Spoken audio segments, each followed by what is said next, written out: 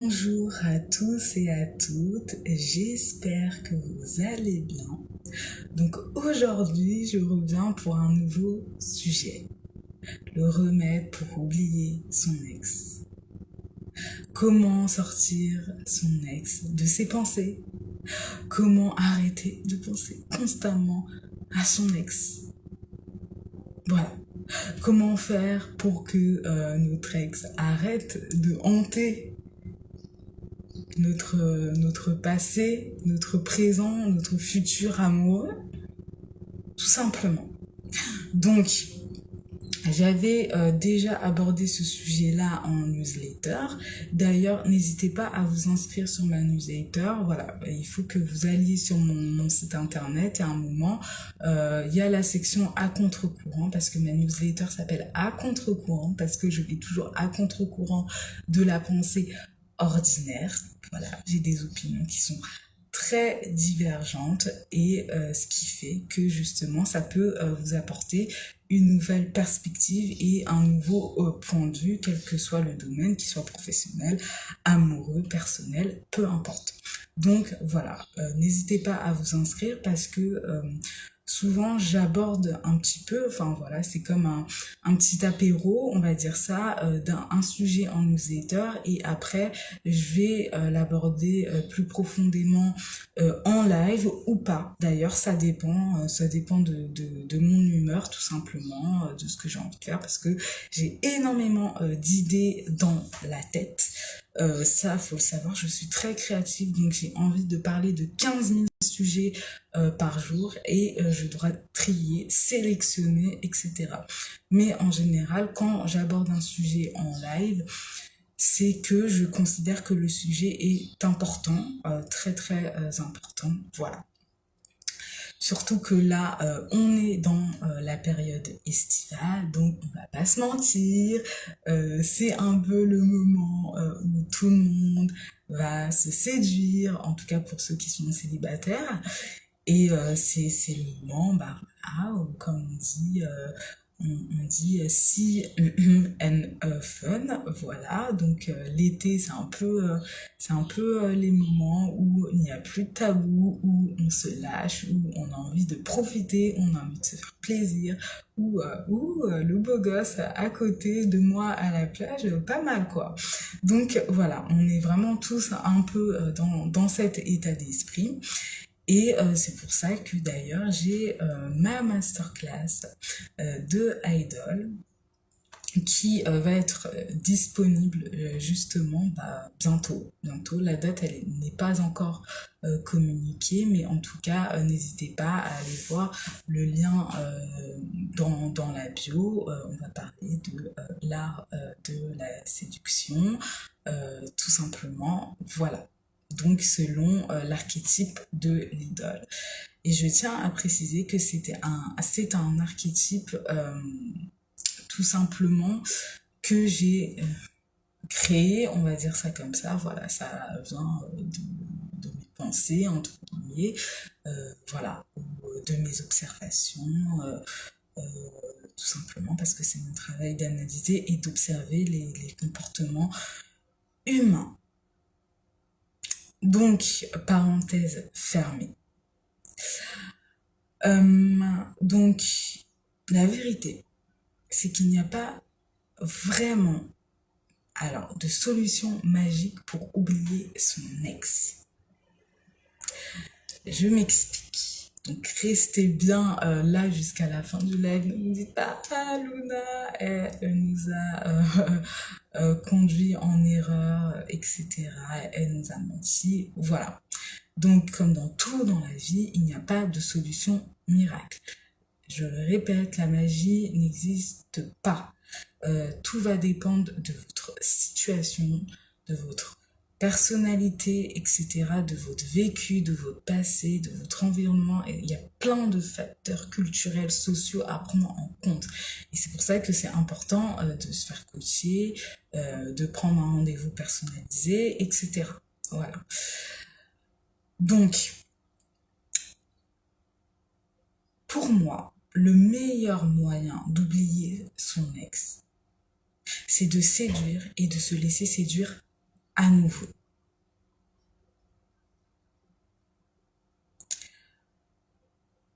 Tout simplement parce que quand on a aimé quelqu'un, qu'on aime quelqu'un,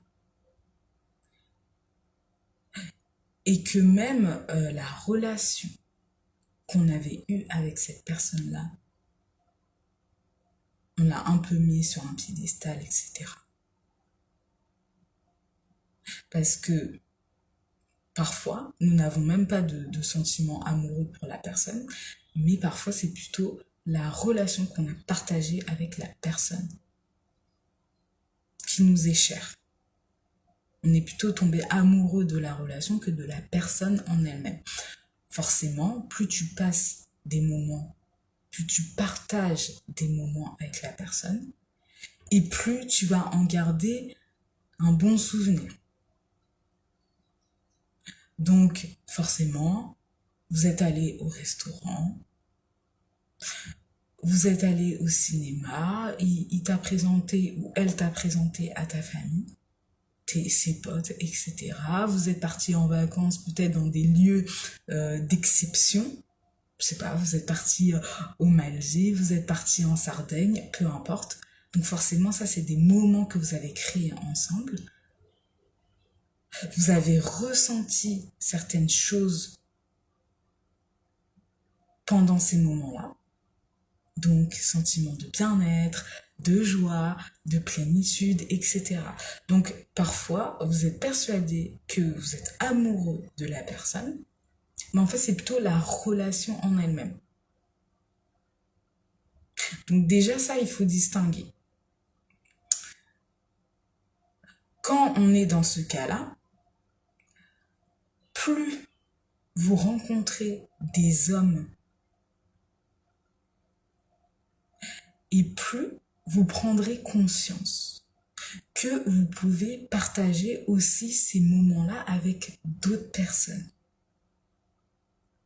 Aller au restaurant, vous pouvez le faire avec d'autres hommes. Au cinéma, théâtre, peu importe. Donc, automatiquement, ça baisse un peu la personne sur son piédestal. On se dit, bon, bah, c'est vrai que oui, mon ex, il avait ces qualités-là, on a quand même bien rigolé, on était complices, on se taquinait, etc. Après, il faut pas oublier que si ça n'a pas marché, c'est qu'il y a bien une raison et que tout n'était pas parfait, sinon vous serez bien encore ensemble. Ça, c'est évident. Mais voilà, faut pas toujours voir le côté négatif des choses. Et souvent, quand quelque chose nous manque, on a tendance à... voilà, l'être humain est très paradoxal, c'est qu'il a tendance à se concentrer beaucoup sur le négatif que sur le positif, mais quand quelque chose n'est plus là ou a disparu, et là on devient tous optimistes, bizarrement. Enfin bref. De toute façon, vous avez vu l'étude et j'en avais déjà parlé. En tout cas, ça m'étonnerait pas de moi que l'être humain se concentre 2 fois plus au quotidien sur le négatif que sur le positif. Et c'est pour ça que les médias ont bien compris avec leur titre accrocheur et totalement alarmant que pour attirer les clics, et bah, il fallait plutôt jouer sur la peur des gens plutôt que sur la joie et le bonheur. Parenthèse fermée, j'arrête de m'égarer. De toute façon, vous me connaissez. Mais bon, au moins avec moi, vous en apprenez toujours. Donc voilà. Donc souvent, quand quelque chose n'est plus là, quand quelque chose nous manque, c'est comme la fameuse citation, bah, on se rend compte de la valeur de la personne quand elle n'est plus à nos côtés. Et bah souvent, on va penser à tous les bons moments au lieu de penser aux aspects plutôt négatifs. Voilà. Donc, plus vous séduisez, plus vous rencontrez à nouveau d'autres hommes et plus vous vous rendrez compte que en fait, bah, d'autres hommes ont d'autres qualités. Ils ont d'autres qualités, peut-être qu'avait déjà votre ex-compagnon ou pas, ou d'autres qualités que votre ex-compagnon n'avait pas, mais que finalement vous vous rendez compte que bah vous cherchiez, mais vous n'en aviez pas conscience. Donc ça, c'est à prendre en compte aussi. Et comme je l'ai dit, bah en fait, finalement, ok, il y a d'autres hommes dehors qui peuvent me correspondre. Il y a d'autres hommes dehors qui sont alignés aussi avec mes valeurs. Et tout simplement, en fait, l'attention qu'on portait à notre ex, eh ben, on va la diriger vers d'autres personnes. Donc, en fait, on va arrêter de le mettre sur le devant de la scène comme une fan dans le public, tout simplement. Et il va un peu sortir de la scène. Donc, en fait, le meilleur moyen pour oublier quelqu'un, c'est de rediriger son attention sur autre chose. C'est pour ça qu'il y a certains coachs, certains thérapeutes qui vous disent aussi, bah, il faut sortir avec les copines, boire un verre, voir sa famille, etc. Bon, c'est pas faux, ça marche aussi. Mais moi, je préconise vraiment de... Ouh, ma porte est ouverte toute seule. J'espère que c'est pas le fantôme de mon ex. Non, je rigole. Euh, mais voilà. Donc, en fait, plus vous séduisez d'autres personnes, plus vous entrez dans ce jeu de séduction, déjà de un, plus vous vous sentez confiance à nouveau. C'est vrai que quand on sort d'une relation, qu'elle était toxique, difficile, plus ou moins difficile, on perd un peu en estime personnelle, on perd un peu en confiance en nous et forcément, bah, plus on voit qu'on plaît à d'autres hommes, plus on se sent séduisante et plus on se sent séduisant, plus on se sent confiante. Ça, c'est mathématique, évidemment. On a tous connu ce sentiment où quand on plaît à quelqu'un, bah, tout simplement, on a l'impression qu'on peut tout faire, qu'on va tout déchirer, etc. Donc ça, pour moi, ça c'est la première étape. Donc je ne dis pas que vous vous séparez de votre ex dimanche et directement mardi, faut s'inscrire sur les applications de rencontre, faut aller dans des bars dansants justement et aller aborder le beau gosse qui commence à bière. Non, pas du tout. Bien sûr, il faut aussi que vous laissiez le temps, mais pour moi, pas trop. Parce que le problème, c'est que j'ai l'impression qu'il y a certaines femmes, parce que là je m'adresse principalement aux femmes, euh, en fait qui ont tendance à, pendant 1 an, 2 ans, à ne pas rencontrer d'autres hommes, à ne pas dater. Et c'est ça aussi qui vous empêche de sortir votre ex de vos pensées. Parce que ça fait 2 ans, ça fait 1 an, ça fait 6 mois que vous avez connu qu'un seul homme. Pas forcément, en fait, on va valoriser ce que l'on connaît déjà. Et donc, en fait, c'est un peu le serpent qui se mord la queue.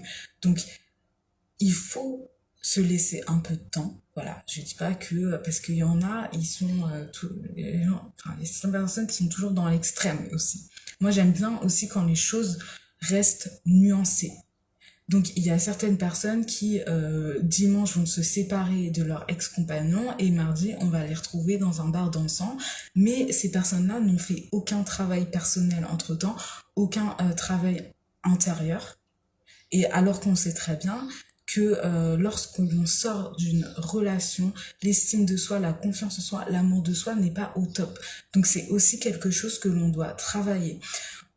Moi, personnellement, et c'est ce que j'ai fait, voilà, quand je sortais d'une relation, je prenais le temps d'avoir un moment d'introspection. Qu'est-ce qui n'a pas marché dans ma relation? Qu'est-ce qui aurait pu mieux marcher? Comment je me suis comportée avec cette personne-là, parce qu'il ne faut pas oublier que la faute n'est pas à rejeter qu'à l'autre. Nous aussi, on a eu certains comportements parfois un peu borderline. Voilà, personne n'est parfait, donc on a eu certains comportements qui ont aussi impacter l'autre. Donc, il faut vraiment apprendre à se poser les bonnes questions pour avoir les bonnes réponses.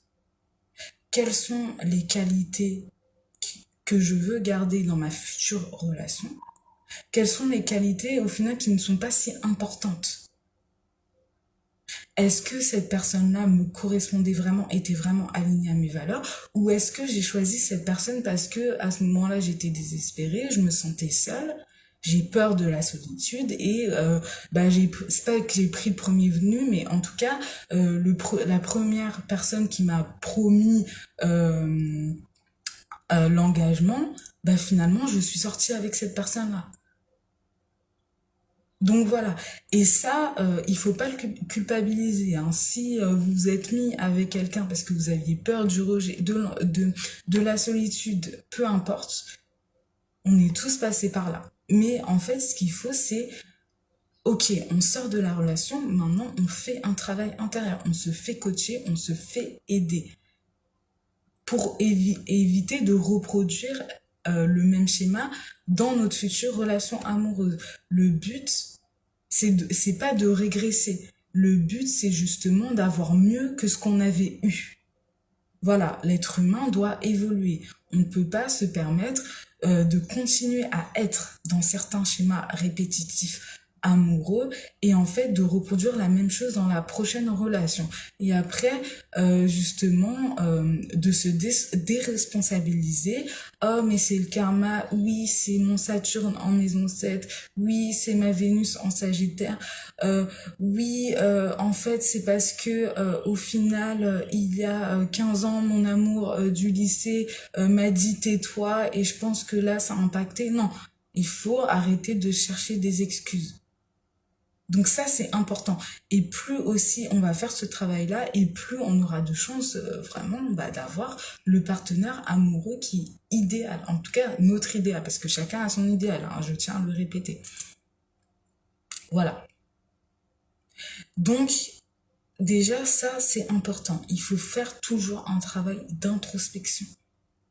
Prendre une journée d'introspection et après aller se faire aider et coacher. Peu importe ce dont vous avez besoin, peu importe. Donc,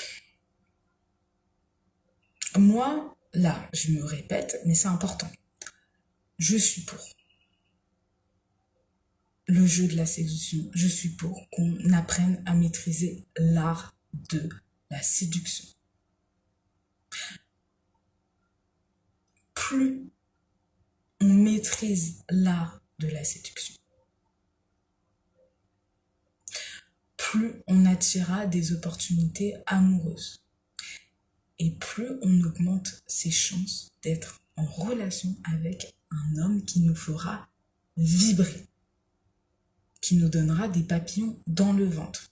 Donc maîtriser l'art de la séduction selon sa propre personnalité, évidemment. Donc si on est introverti, on ne va pas changer du tout au tout. On va pas devenir extraverti parce qu'on a vu que la nana qui est extravertie attirait des personnes. Non. Parce que le problème, c'est que quand vous vous montrez dans le jeu de la séduction, vous vous montrez pour quelqu'un que vous n'êtes pas, bah vous attirez aussi des gens qui vont vous aimer pour ce que vous n'êtes pas. Donc ça, c'est aussi le serpent qui se mord la queue. Donc on évite. Le but, c'est de sublimer son art. Voilà.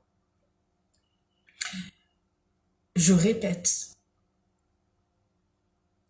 on évite pour moi à tout prix de se morfondre. C'est-à-dire qu'on fait un travail intérieur, mais toute opportunité pour séduire, pour draguer, etc. sont bonnes. On va dans des bars dansants avec ses copines. On va travailler au café si on est entrepreneur. Voilà. Et on évite... Ah bon, non, ça j'en parlerai une autre fois. Parce que là, non, il y a des sujets, il faut que je me recadre. Parce que sinon, après, le live, il va durer 50 ans. J'en reparlerai une autre fois ou dans la masterclass de Idol. Donc, voilà. On reste pas devant Netflix avec sa glace Häagen-Dazs ou justement à boire de l'alcool ou à se foutre une race, entre guillemets, excusez-moi pour la vulgarité. Donc voilà, on évite ces choses-là. C'est mathématique. Plus on maîtrise son art de séduction, plus on va attirer des personnes et plus on va augmenter ses chances. Ça, c'est la logique. Moins on attire des personnes, moins on aura d'opportunités amoureuses et moins, enfin, si on pourra être en couple, mais entre guillemets, moins on aura de possibilités, de choix. Moins on aura l'embarras du choix et on retournera dans nos schémas répétitifs amoureux. J'ai pris cette personne parce que j'étais désespérée. Voilà.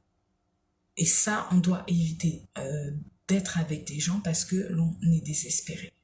Ça, c'est un manque flagrant d'estime de soi-même.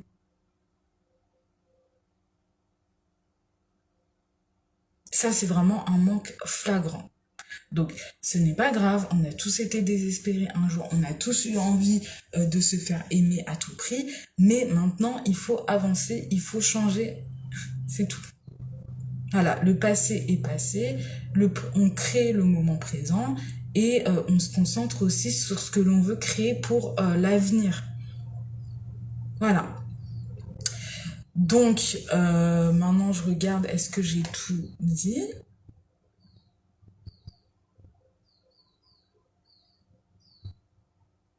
Donc oui, ça, je l'ai déjà dit. Que plus on va rencontrer aussi d'autres hommes, et moins on mettra notre ex encore sur un piédestal. Parce qu'on verra qu'il y a d'autres hommes merveilleux. Il y a d'autres hommes aussi qui peuvent nous correspondre. Et au final, on devient un peu plus positive quant à notre recherche de l'amour. Donc ça, c'est aussi important. Et c'est pour ça que pour moi, c'est le meilleur remède, en fait. Enfin, tout simplement. Donc, il faut travailler sur soi en même temps. Et en même temps, il faut rentrer à nouveau dans le jeu de la séduction. Ça, c'est mes deux conseils. Travailler sur soi. Et en même temps, donc on ne sait pas, on n'attend pas d'avoir fini d'avoir travaillé sur soi. Parce qu'on pense toujours, oui, il faut que j'ai fini d'avoir fait tout mon travail personnel intérieur, il faut que j'attende d'avoir une estime de soi au top. Non. Non, vous n'avez pas besoin de vous aimer inconditionnellement. Vous n'avez pas besoin d'avoir une estime de soi, d'en faire encore, mais vous devez être sur le chemin. Il faut faire les deux en même temps. C'est pas soit l'un soit l'autre, c'est les deux combinés. Parce que par exemple, moi, dans ma consultation Cara, si vous venez pour ce genre de problématique, je vais vous accompagner en même temps à retravailler sur votre valeur personnelle, votre estime de soi, etc. Et en même temps, on va trouver des stratégies amoureuses pour que vous augmentiez votre chance de trouver quelqu'un. Donc des stratégies qui sont personnalisées, propres à vous, selon votre personnalité. Parce que tout le monde est unique, tout le monde est différent. Et ça, il faut en prendre compte, pardon.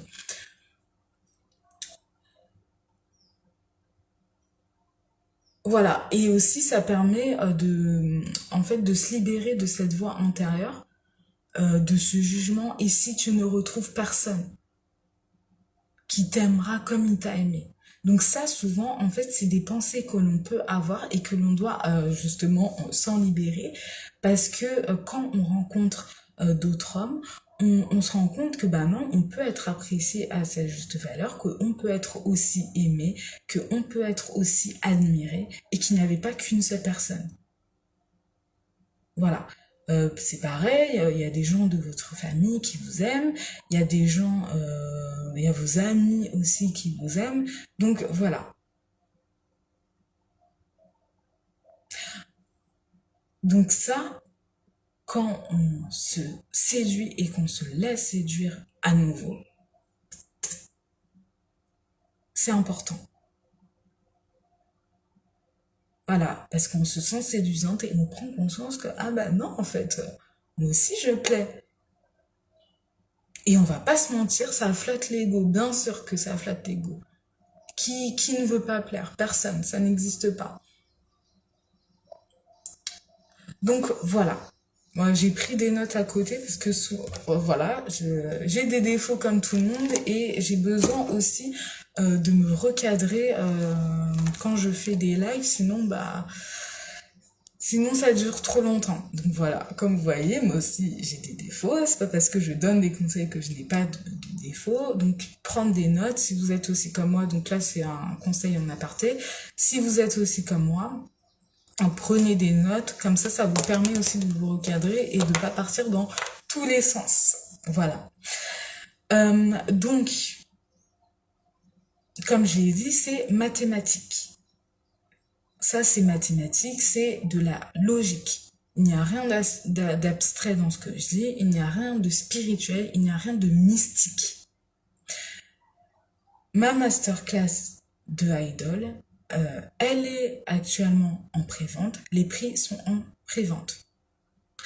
Donc, si vous avez besoin de parfaire votre jeu de séduction, si vous voulez attirer plus d'opportunités amoureuses, si vous voulez apprendre à vous démarquer, à être extraordinaire selon votre personnalité, tandis que les autres restent ordinaires, on est bien d'accord que plus vous êtes extraordinaire, plus vous êtes rare et plus vous allez attirer des personnes. Voilà. Qui veut être avec quelqu'un d'ordinaire? Encore une fois, personne. Ça, c'est logique. On veut tous la nouveauté, on veut tous le spectaculaire, on veut tous l'extraordinaire. Donc, l'énergie de l'idole, c'est cette énergie. C'est un archétype que vous pouvez embrasser, que vous pouvez adapter. Il y a des choses que vous pouvez prendre, il y a des choses que vous pouvez délaisser, etc. Vous regardez la masterclass, vous faites ce que vous voulez. Moi, je suis pas là pour vous surveiller. Voilà.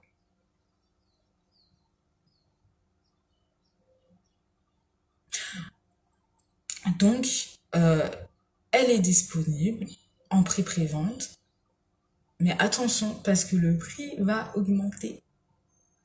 Donc la date est non communiquée, mais je vous conseille de la prendre quand même parce que dès que la date est communiquée, ça peut être demain, ça peut être en 3 jours, etc. Le prix augmente avec.